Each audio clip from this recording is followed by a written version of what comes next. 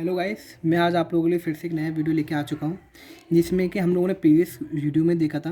यदि case 5 discuss कर रहे थे, यदि हमारे पास एक्सपोनेंशियल फंक्शन साथ में उसके साथ यदि एक्सपोनेंशियल पार्ट हो और साथ में उसके पास फंक्शन ऑफ एक्स वाई हो तो हम लोग उसे कैसे सॉल्व करेंगे।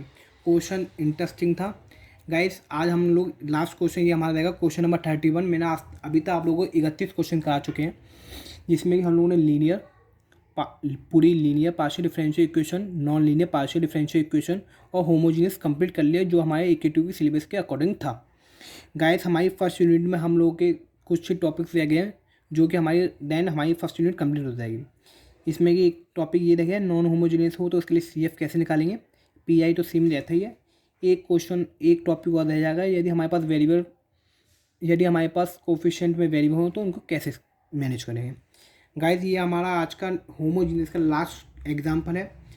इसके बाद हम लोग कल से नॉन होमोजीनियस स्टार्ट करेंगे। गाइस, प्लीज़ चैनल को सब्सक्राइब कीजिए, लाइक कीजिए।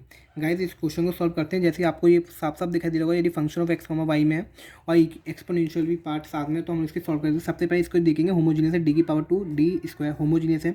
होमोजीनियस देखते हैं हम लोग f of d dash equal to 0 कर देंगे तो d की वैल्यू हमारे पास क्या रहेगी। d की वैल्यू हम लोग पता है m पुट कर देते हैं और d डैश की वैल्यू हम लोग क्या पुट कर देते हैं, 1 पुट कर देते हैं।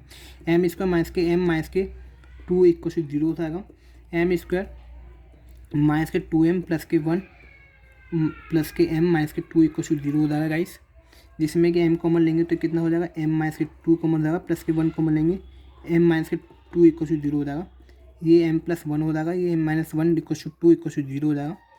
तो एक गाइस m की वैल्यू कितनी आ गई, माइनस के 1 आ गई, और एक m की वैल्यू कितनी आ गई गाइस, आप लोगों के पास 2 आ गई।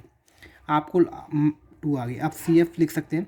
CF roots are unequal, roots equal नहीं है तो आप लोगों को पता है function of x f by plus m1x plus function of 2 by plus m2x। Guys, आपका CF आ चुका है। PI निकालने का मैंने आप लोगों को बता चुका है। PI equal to function of D dash into RHS। Function of D dash कितना गाइस, आप लोगों के पास d square minus K D dash minus K 2d dash square into y minus के 1 इंटू e टू की power x। Guys, x पहले हम लोग e की पावर x का कोफिशिएंट देखते हैं। कोफिशिएंट ऑफ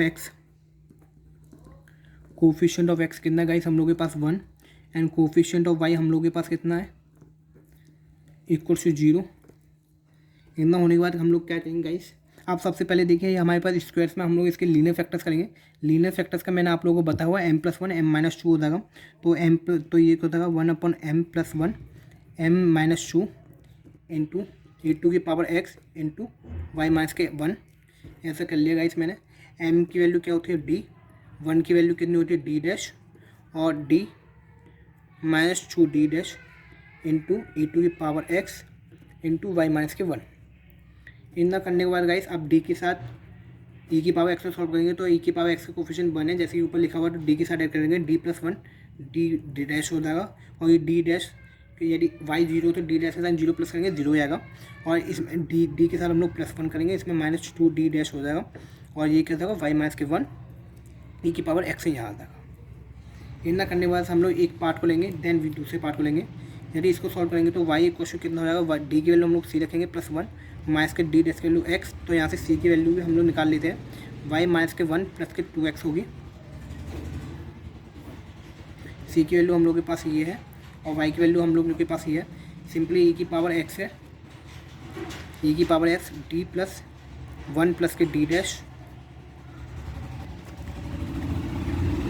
इंटीग्रेट y की वैल्यू गाइस हम लोग इसमें पुट कर देंगे। y की वैल्यू कितनी हम लोग के पास c+1 माइनस के 2x और माइनस के 1 इंटू dx।